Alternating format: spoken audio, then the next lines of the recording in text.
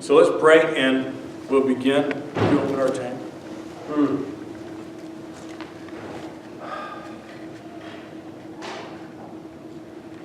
Father, we're such blessed people. We just take it all for granted. Oh, break our hearts the way you need to, that we would rejoice in you, the great healer, and share the joy and blessings that you pour out on us. Lord, thank you for a family of 9 children with mothers who have gone for 6 weeks in the hospital. Just thank you for healing them, baby. Pray for others in the church. Come to mind. Lord, your healing touch and healing and encouragement.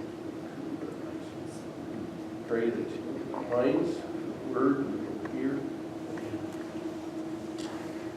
Pastor Scott, message you want to visit. Thank you, Tim.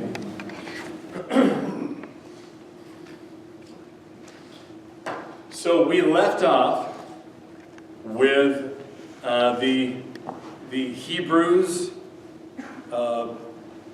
getting ready to leave. They're finally leaving Egypt. And we're going to look at now part 2 of what we call the Exodus era. And there's 4 parts to it. And it's just that everything that takes place as they're leaving, what we just call the Exodus era. And again, it's contained in Exodus, Numbers, Leviticus, and Deuteronomy. And we're saying the whole Exodus era is the 40 years. Because they're still in leaving mode, right?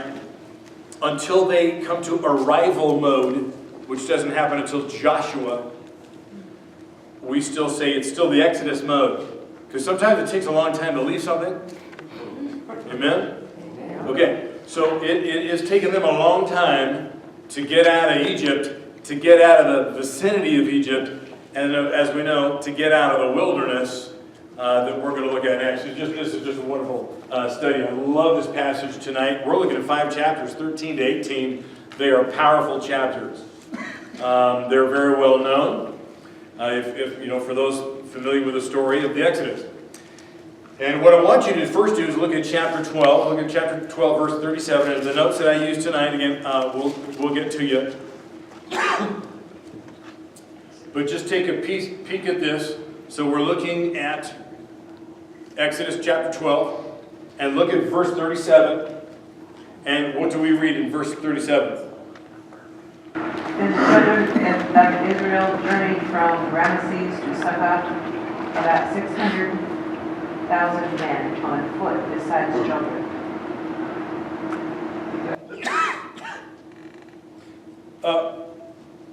We'll stay with that.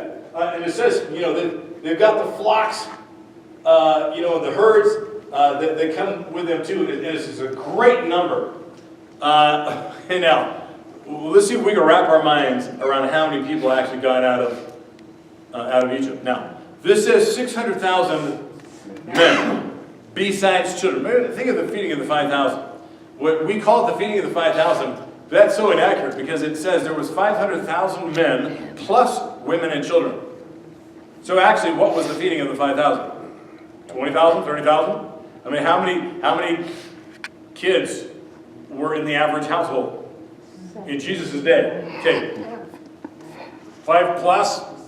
Okay. Okay, so if there are 600,000 fathers, plus their wives, if they're only married to one wife, okay, plus if there was an average of, let's say, 1 to 2 kids, we're already looking at 2.5 million. What if the average was 6 kids? We're looking at 2.4 million. Plus their wives, 3 million. Plus the men themselves, 3.6 million. That's really low. That's really low. So how many people is Moses responsible for, plus the herds?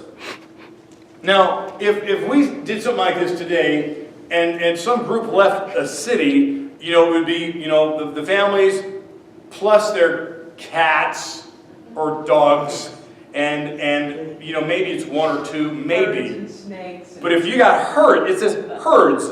Yeah, everybody. I mean, how many animals came? Way beyond the number of people. That's 4 to 5 times the population of South Dakota. 45. Yeah, absolutely. Imagine 4 to 5 times the population of South Dakota is what was leaving Egypt. Plus the Egyptians, everybody that went with. Yeah. Plus them, the mixed, yeah, the mixed number. Yeah, a mixed crowd also went up with them. Yeah, and you know, they weren't numbered, but holy cow, that's just a massive number. I just want you to think about the number of people and all this. They are leaving a place where, and you can understand, they had a schedule. They were like people in prison. They got a schedule. They had their task masters. They knew what they were doing every day. They had a job. If it was, you know, breaking rocks with a sledgehammer, they had a job. They were making bricks. They knew their job. And there was food allowances for them. They had their own little city going on. And chances are, it looks like they were able to raise their own food. Okay, that kind of thing. We're not giving a whole lot of detail. But they had a life, if you want to call it that, even though they were slaves. They were still used to it. They didn't like it, but that's what they know. To now go to where? A place they've never been. They've never been outside of that area. I mean, I remember what it was like when I brought our youth group from Hawaii to the mainland to take them on a mission trip to Mexico. And the number of them that had never been out of the state. And we're talking 16, 17, 18-year-olds, and these are folks, kids that had never, they've known nothing. They've never seen another state besides Hawaii. Some of them never left the island of Maui to go to any other Hawaiian island. Now imagine if you are Hebrews, you've never been out of Egypt. And your confined area, your workplace, and your own little work cities where you live. Or had to take care of yourself. And you got to take care of yourself. And you don't have, there is no work you're going to, no city that you're going to, no homes that are already built that you're going to. This is quite the adventure. Have they ever really had to walk by faith? I mean, I can cut them some slack. Even when we acknowledge that God had just done this amazing deliverance for them, the miracles after miracles, and he tells them, you know, as we're going to see, hey, you can take this land, but they doubt we'd rather go back to Egypt because we're going to die out here. Well, you can understand why they were thinking that. It's the unknown. Okay, so chapter 13, we look at it on the very day. I want you to scan it here. On the very day that the Israelites, or the Hebrews at the time, they're called, they exit Egypt. Another festival like the Passover is initiated, and it's what we call the Festival of Unleavened Bread. It's a reminder that their exit had to be so quick that there was no time for the bread to rise. Verse 19. It tells us that they remembered Joseph's request that was made about 400 years earlier to take his bones with them when they left. We're going to look at that when it comes to Genesis chapter 50. But it's at the end of Genesis. As Genesis closes, before Exodus begins, you know, Joseph and his family are doing great. They're thriving in Egypt. And he says, listen, just make me a promise. You know, tell your kids and your kids' kids, whenever you finally leave this place, whenever that'll be, if our family, if our clan ever feels like, yeah, we need to go somewhere else, or maybe we get to return to the promised land, take my bones with you. Because he's on his deathbed and he dies. And he says, but you know, exhume me. So at least I'm traveling with you. And that's interesting, you know, that he actually didn't feel so attached to Egypt, even after all that he'd been through in Egypt, and all that he did and accomplished in Egypt. He still didn't want that to be the final resting place of his remains. He wants it with his family. It's kind of a sweet thing. So they do this. Right there. Verse 21 tells us that God goes in front of them in a pillar of cloud by day and a pillar of fire by night. And the only time that it moves behind them, it's always in front of them, and the only time it moves behind them is when they get to the Red Sea. And that'll be chapter 14. What do you think that pillar of fire looked like?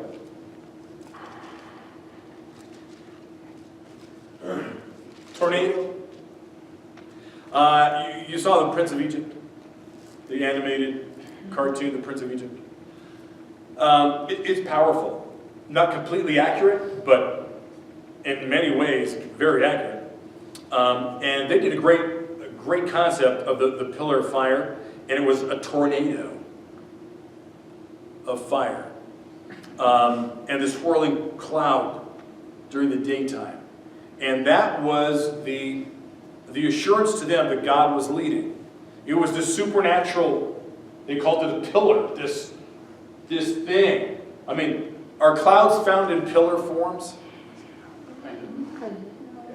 From the ground up? Okay, so I mean, that's very interesting. So clearly, that's not just your average cloud. That's God saying, hey, follow this thing. And it seems to be so, how tall does it need to be so that everybody in the back row can see it? Right? Because, okay, I mean, some years ago back in, it was 1996, 97, was what was called the Million Man March from Promise Keepers. Don't know how many men might have been there. You were there? Sorry you didn't say hi. That's so neat. Yeah. So neat. So remember, there was over 1 million of us. And filling the mall, and it was amazing how many men that were. And so that people in the back could see what was happening up on the platform, there were jumbotrons, and they had at the time, I want to say 18 out of the 20 jumbotrons available in the nation. That were there, and they stationed two, because the mall is 2 miles.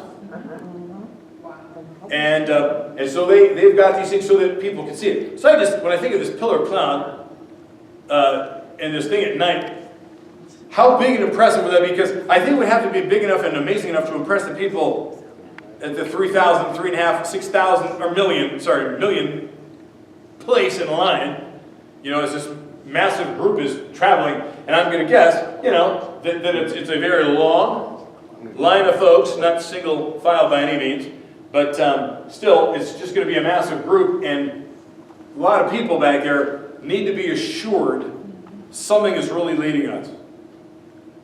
So just think with me, imagine what that was like. Otherwise, what would have happened from leaving? Yeah. What's leading? I don't see nothing, And how do you pass a question forward? Hey, can you ask? And how do you pass information back? Yeah, Pony Express. I want you to think how long it would have taken for somebody to travel 6 million people, Take it, they just added it. Twitter store, The answer you get back. They use the horns or blasting the horns. shofars, anything they could. I just want you to think beyond what we just read to what was that like? What did this look like? To communicate and encourage and draw and keep captivated and keep these people believing and trusting in this new direction that they're traveling as a nation. Well, their clothes didn't wear out, right? And their clothes didn't wear They out. must have not sweat. It's pretty dry in the desert. Pretty dry in the desert. That would work. Okay. Well, they could have dried So, out. and again, we're moving quick because we're going to try to get through as many chapters as possible. And we're doing an overview, but pulling out key parts. Chapter 14. Here's the crossing of the Red Sea. Verse 1, Then the Lord said to Moses, Tell the Israelites to turn back and camp in front of Pi-hahiroth, between Migdol and the sea, in front of Baal-zephon. You shall camp opposite it by the sea. Pharaoh will say of the Israelites, they are wandering aimlessly in the land. The wilderness has closed in on them. So God says, Moses, let me tell you what Pharaoh's going to be thinking right now. Oh, they're going to feel like the wilderness is closing in on them. Meaning, we talk about island fever living back in Hawaii. When you don't see anything, just water to the horizon, and people start to feel like the islands, everything's closing in on them, it's just so small. So, yeah, same concept. You're out there in the desert, it's going to eat us up. We're going to die out here. They're lost, they're wandering. Are they wandering? No, they're being led. But God says, this is what Pharaoh's thinking. Just tipping you off.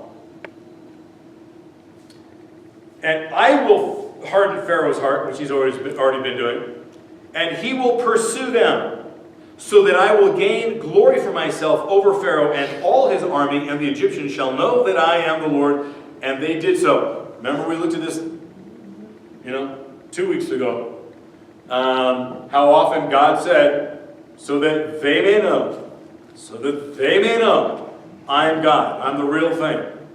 All right?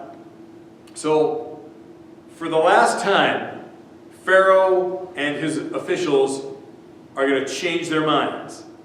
And instead of considering that the God that took those lives of all the firstborn in every single house could do it again, he could take more lives. I want you to think about that for a moment.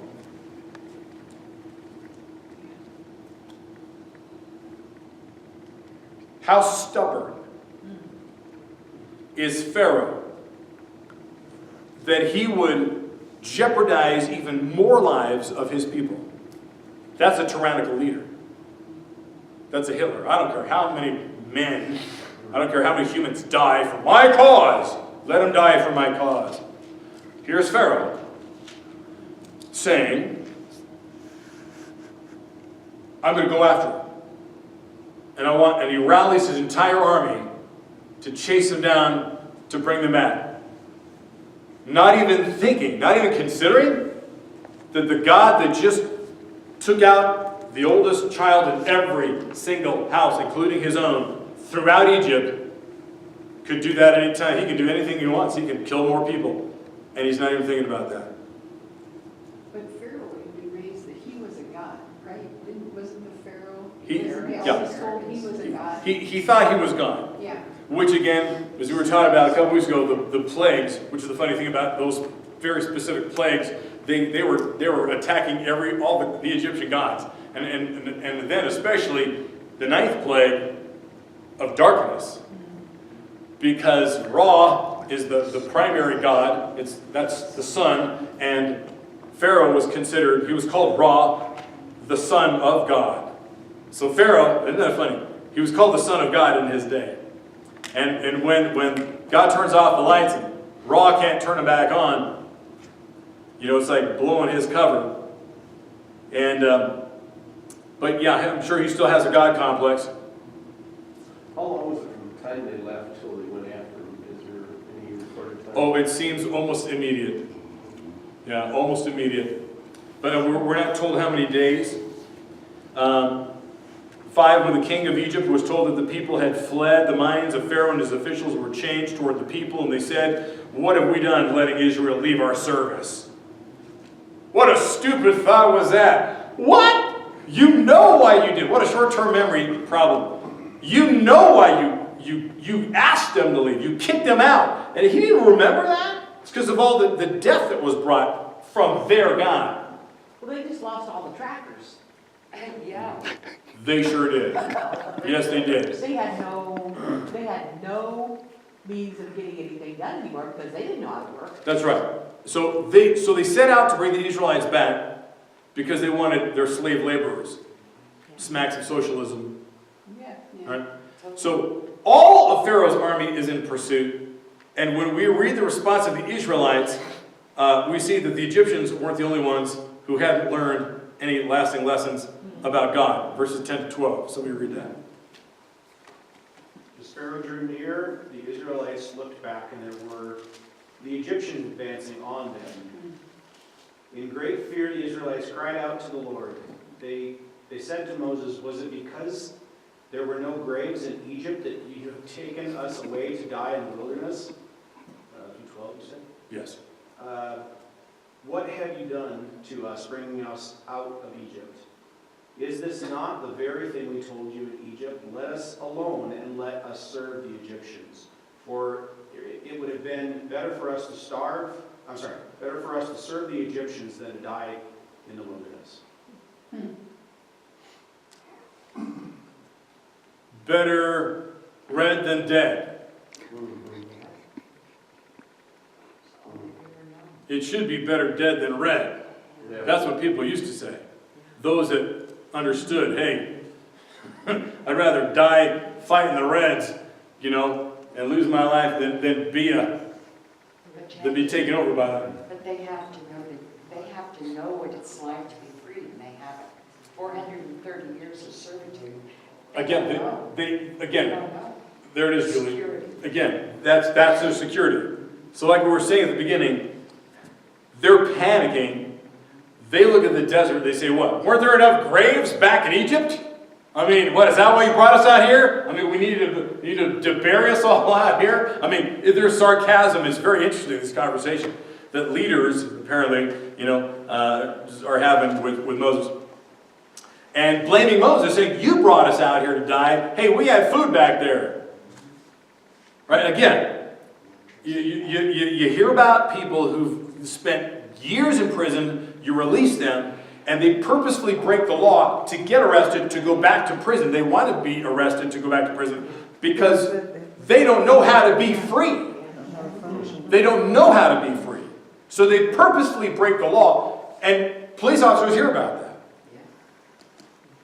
I mean, they'll tell you about it. They see it.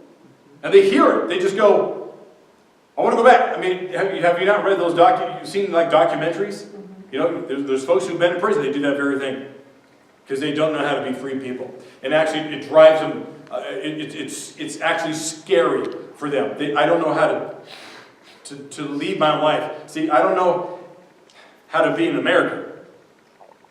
I want you to think of American. It's all about the idea is we don't need the King of England telling us when to brush our teeth, right? We want to be free people. We want to own our own land and build our own lives and see what we can do, see what's possible, and see what kind of gifts and creativity that each of us have, and we can trust each other with it, and we're going to be free people.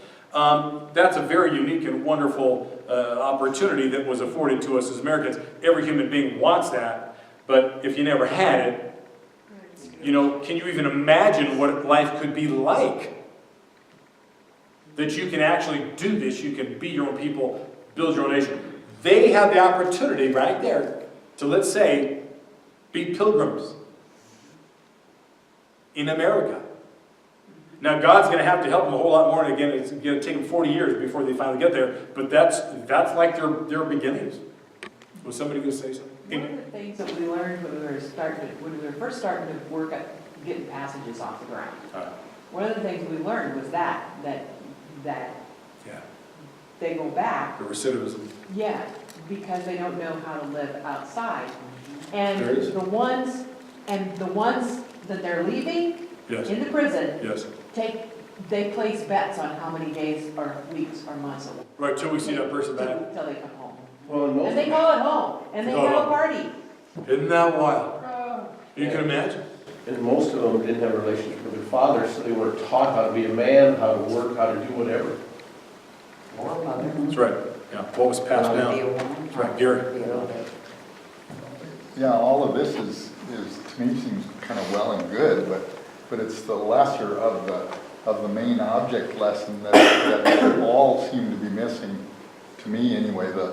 The people, the Pharaoh and the teaching and the things that happened and what they should have known and all of this. And then these people that saw all of that and should have had an object lesson, but to me it just seems more of a lack of ye who have little faith. Exactly. Bam! Right on the money. Or after he crosses the Red Sea, and then they're in the desert, and they don't have any food. So God provides, how many millions? Oh. He said. Oh. So this is like trainloads of food every day. Oh. Now Yes. with that water. Yes. And Moses was on the mountain for a little too long, and here they are building the golden calf already. Yes. So, Yes. And they still got the big fire pillar up here. right. Yes. I mean, it's not like their daddy's not around. Right. I mean, Yes. all you gotta do is look. Just look. The reminder's Good. still there. Good. Yeah, the reminder's still there. Good. And yet they fail. Yes. Yes. That's exactly it. So, again, we see the response of the Israelites. We see the Egyptians weren't the only ones that hadn't learned lasting lessons about God. Right on the lane. The Egyptians, short-term memory problem. The Israelites, short-term memory problem. Look what God just did. The flies, the gnats, the frogs, the blood, on and on and on and on. And the Hebrews are protected. Right there, that city's getting hammered. And then off they go. Now,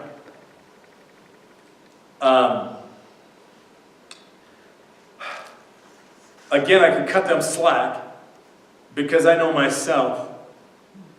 And I know how many miraculous, wonderful things God has done before my eyes.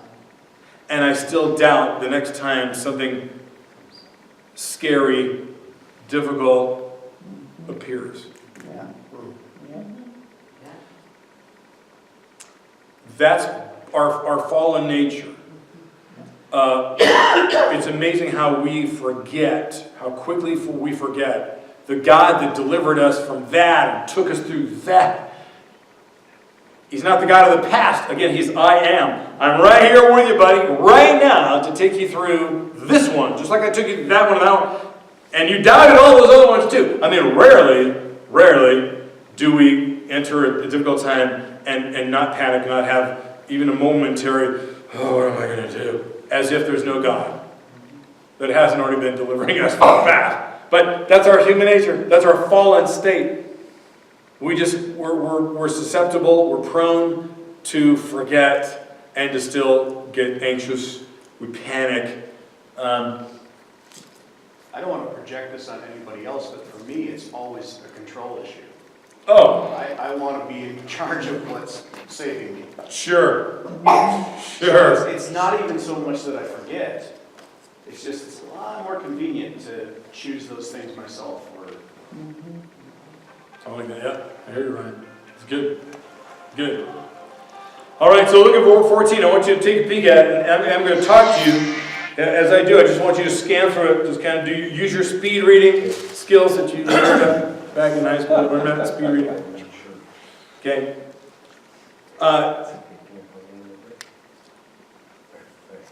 In fact, let me do this. Let me have you look at it.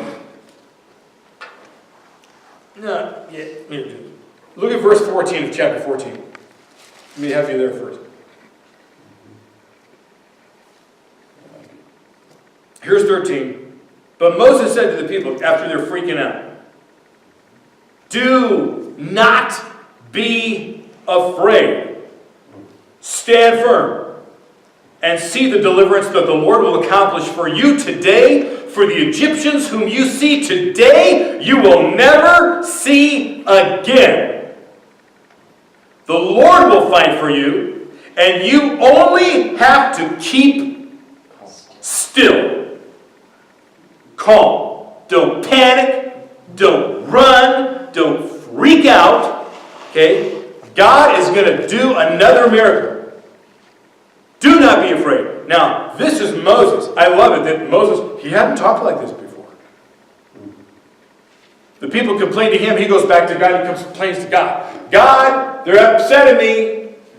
You know, you promised to deliver them, and you haven't yet, and it's only getting worse on them. Every time you send me back to Pharaoh with some other plague that's coming, it only gets worse, and then they get mad at me, more mad at me. What do you do? And now, Moses is now told, his faith in God, that's a man who has faith in God. He gets it. He has arrived now at a new location. It's great. And now he's perhaps seeing in the faces and the voices of the Hebrews what he had in his life. He goes, you know what? Wait. And have you not had the moments where all of a sudden you're infused with God to speak boldly because you totally believe in God and how He's going to deliver you, He's going to work in your life or somebody else's life, and you will call somebody on their fear and their doubt in an authoritative way. And you challenge them to have faith and to believe in God. God's going to take care of it. How often have you said that to people? God's going to take care of this.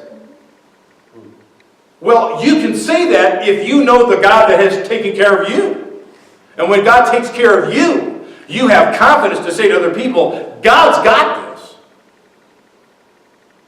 Because you've been through this stuff before. He has delivered you, He's protected you, and so you have no problem saying it to somebody else. I just love it. So, verse 14. Must have given him a big voice to say that. And everybody needs to hear it. Yeah. Before that, he was acting like Adam. He was always telling God, these people, the stiff-necked people you stuck me with, always complaining about them. Yeah. Blaming God for it. Yes. Yeah. That's right. He was the complainer.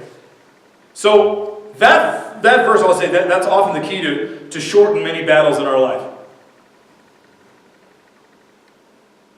That's the key to shorten many battles in our life, if we would just obey that.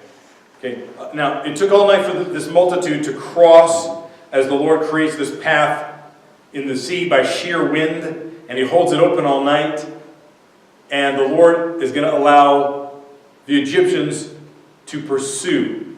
But when He does something. So let's keep looking. 15. That the Lord said to Moses, why do you cry out to me? Tell the Israelites to go forward. But you lift up your staff, stretch out your hand over the sea, and divide it, that the Israelites may go into the sea on dry ground. Then I will harden the hearts of the Egyptians so that they will go in after them. So I will gain glory for myself over Pharaoh and all of his army, his chariots, his chariot drivers, and the Egyptians shall know that I am the Lord, when I have gained glory for myself over Pharaoh, his chariots, and his chariot drivers. The angel of the Lord who is going before the Israelite army. And we don't know this. All of a sudden we hear this. Who's that? Is that what was evident in that pillar of fire? Is this Jesus in the Old Testament? The angel of the Lord. There's an angel of the Lord appears. But when the angel of the Lord appears, there's something that us theologians think that's Jesus. He's a Savior. Always was, always is. And so the angel of God who was going before the Israelite army moved and went behind them, and the pillar of cloud moved in front of them and took its place behind them. From in front of them and took its place behind them. Very interesting, isn't it? All of a sudden, something else is going on there. So it's not just the cloud.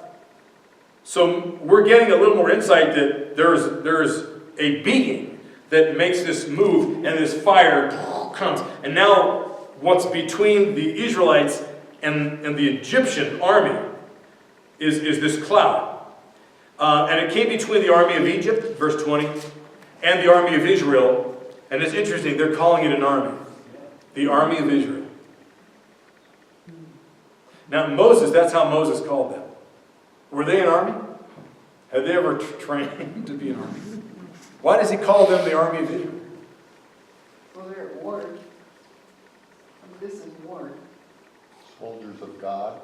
Yeah, it could be. I mean, it's just very interesting. They don't know it yet, though. Moses probably did. Yeah, they don't know yet. Yeah, they don't know yet. It's a nice positive statement. And so the cloud was there with the darkness, and it lit up the night. What turned to the pillar of fire? One did not come near the other all night. So all night, God is keeping peace, keeping everybody apart from each other. Then Moses stretched out his hand over the sea. The Lord drove the sea back by a strong wind all night, and turned the sea into dry ground, and the waters were divided. The Israelites went into the sea on dry ground, the waters forming a wall for them on their right and on their left. Make no mistake, This is not a big sandbar that some people had said, oh, that's what they were walking on. No, no, no, no. No, it is clearly saying the God that did all those other miracles, he has no problem doing this miracle. And I don't know what kind of a wind is required to push water. And I don't know how deep this sea is. I know you can find out. I just didn't do it before tonight. But it ain't a 20-foot pond. It's not Landmark Lake. And somehow, I don't know how you know it, but this strong wind, he says. And the Hebrew for that, it is like ferocious, frightening kind of wind. We get some strong winds out here sometimes, right? When you think your house might blow over. What was that? And it is pushing the water in such a way that it is keeping the water like walls. As that wind is doing it, the Israelites can walk through that. Without the wind blowing them over. The wind is still blowing, right? So we only think about, oh, they walked on dry ground. No, don't miss it. They walk through. Somehow there's this wind, this vortex. Yeah, wind's doing the thing, but there's protection for them. They can walk right on through. I mean, otherwise that'd be like standing behind a jet, on a jet airplane. Have you ever seen those kind of videos when people try to do that? It's so funny. There's a little video I saw. Somebody wasn't paying attention. Was driving their little car behind a plane, and we're talking like a big jumbo jet, and the engine was going. That car went and just rolled and rolled and rolled and rolled and went. Oh, amazing. Well, even the muck at the bottom of the sea was dry as water. You can walk through. Yeah, think about that. Yeah, because it was dry.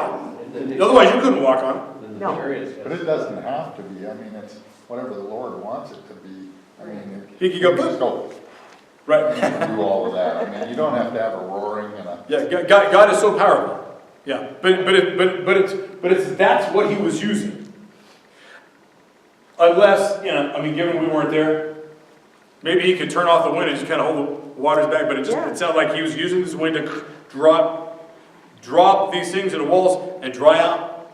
That was Pam and I watched this documentary this guy did, and he's got a bunch of pictures of the ocean floor in the Red Sea, and there's like round structures with four spokes. Absolutely. Yes. They have found chariot wheels, a whole bunch of them. All the Chariots wood's are gone, there. but the gold plating is like, a 1/1000th of an inch thick. That's still there. Still there. So he said, there's this shelf that goes across the Red Sea. It's about a mile wide, and it's only like 100 feet deep or something. Everything else past that is like 1,500 feet deep or something. I mean, there's one spot where these relics are found, and it's like a natural bridge under it. Everything else is. And you look at the videos, and when you see them, it's like, that's a wheel.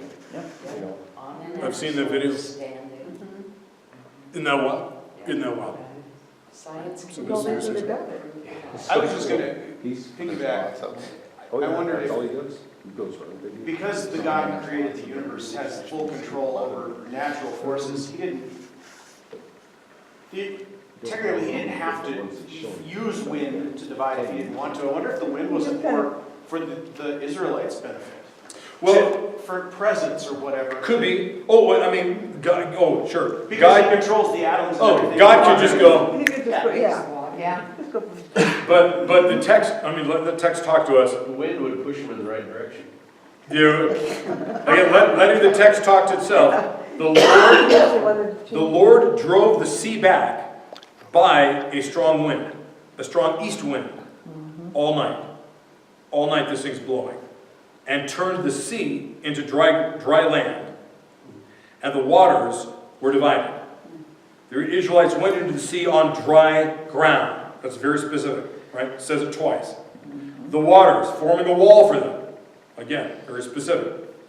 On the right and the left. The Egyptians pursued and went into the sea after them. All of Pharaoh's horses. Now, I don't know how long it takes that many people to get through this sea. At the morning watch, the Lord in the pillar of fire and cloud looked down upon the Egyptian army, and threw the Egyptian army into panic. He clogged their, or actually the Hebrew is removed their chariot wheels. What do your versions say? Took off. Took off. Hebrew is, he made the wheels fall off the cars. He just went, pop! Now, there's God just going, I'm going to use the wind to do this for whatever reason, but I'm just going to go like this, pop! And everybody's wheels fall off and chariot drops. Try to drive that. Okay, so he gives everybody flat tires. Think about this. I think I remember that scene in the Charlton Heston Yeah, version. yeah, They're great. Jesus does flies. I love it. yeah. So, A lot of chariots. the Egyptians said, "Let us flee from the Israelites, for the Lord is fighting for them against Egypt." Well, they had a little. Do you think? Do you think? It took them that, they didn't notice the walls of water. Do they not notice? They had to be in the middle of the water. Please explain that. When you see the water do that, and it's not a normal thing, you've never seen it before, but again, the God of these people have already been doing all this stuff, and these guys, for some reason, again, instead of being scared of that, with confidence and pride, they think they can go in. Did it not occur to them, what if once we're in there, and let's say there, that sea shelf, I did see that thing, Mike, too. You jarred my memory. If the water was 100 feet on each side, okay, this is a 17-foot tall ceiling. That's 17. I want you to think of 100. I want you to imagine standing in the midst of 100 feet distance. 100 feet. Huh? Like the Alex Johnson. Like the Alex Johnson. And there's that much water, just kind of, the little fishies are there looking at you or something. And what makes you confident that that's not going to cave in on you? Is that where the Lord hardened their heart? Is that where that comes in?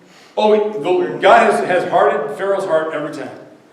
And he has hardened, and God said, I will harden his heart so that they will pursue you. And this is it. So it's just, this is the probably the ultimate in human pride is, I can challenge God and not pay for it. That's the devil himself speaking. Well, they feared Pharaoh too. And the Egyptians are fearing Pharaoh, or the Egyptian army. The Hebrews are fearing Pharaoh. You talk about the Egyptian army? Sure, the Egyptian army is fearing Pharaoh results too. if they go back in the end. Right. Yeah. And Pharaoh's army are fearing. Oh, They were in it's amazing. So I love it. Verse 26. Here, and I thought I'd be able to get through. Never happened. Never happens. You all right with that? Okay. Verse 26, the Lord said to Moses, stretch out your hand over the sea, because now they're on the other side, so that the water may come back upon the Egyptians, upon their chariots and chariot drivers. So Moses, now this is all the horses and everything too. I feel bad for the horses. That's the only people I feel bad for. People. Hey, horses are people too. So Moses stretched out his hand over the sea. And at dawn, the sea returned to its normal depth as the Egyptians fled before it. I want you to imagine that. They're starting to see it come to, turn around. It's hard to get away with no wheels. Okay, what a scene. What a scene, imagine. So why do you think God had Moses, instead of just, after they've all been through closing it up behind them, why do you think God had Moses play that part? Almost just to, he is establishing leadership. And God is establishing leadership, because as we find out, in Samuel, God goes, my plan was to lead my people myself as their king, and I go through a prophet. Moses is a prophet. Miriam, sister, is a prophet. And that was God's thing. I'm going to find somebody I can trust, I can talk through, and then y'all listen. Because not, generally speaking, most people, we don't listen. So God is establishing authority. He knows people need to see something. Because of sin, God doesn't, again, show himself visible. And so it's by faith that we have to follow. But this is, Moses from the beginning has been the point man. And when he says the plague is coming, it comes. And God goes, okay, Moses, raise that staff. Does the staff have power? No. It's the God behind the staff. But people need something to look at. And to understand that there's something that's going between Moses and God. And so I should probably listen to that guy. Because God is not going to talk to everybody. That pillar's not gonna be there forever. Pillar ain't going to be there forever. Right. Right. It's gonna go away pretty soon. Yeah. So they realized only then, not earlier, that God was fighting for the Israelites.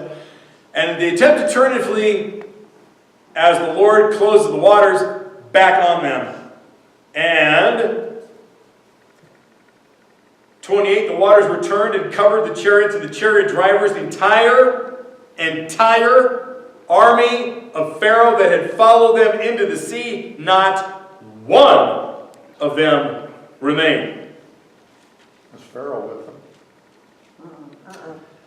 Apparently not. So you gotta wonder, how did he find out? Leading from behind. He didn't leave the shore.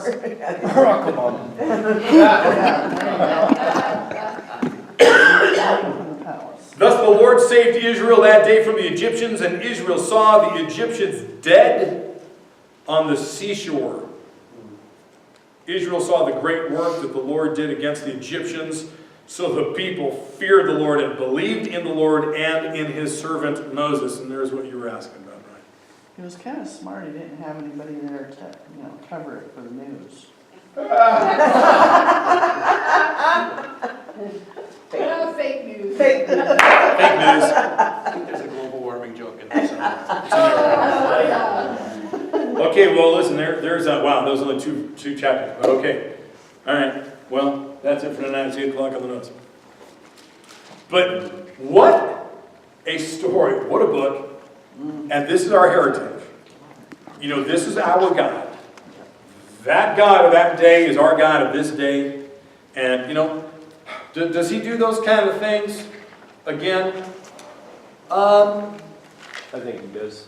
Maybe not on that scale with millions and millions of people, but he does. Anything he does is just as miraculous. Yeah. And even if only one miracle were to happen, that proves that he's real.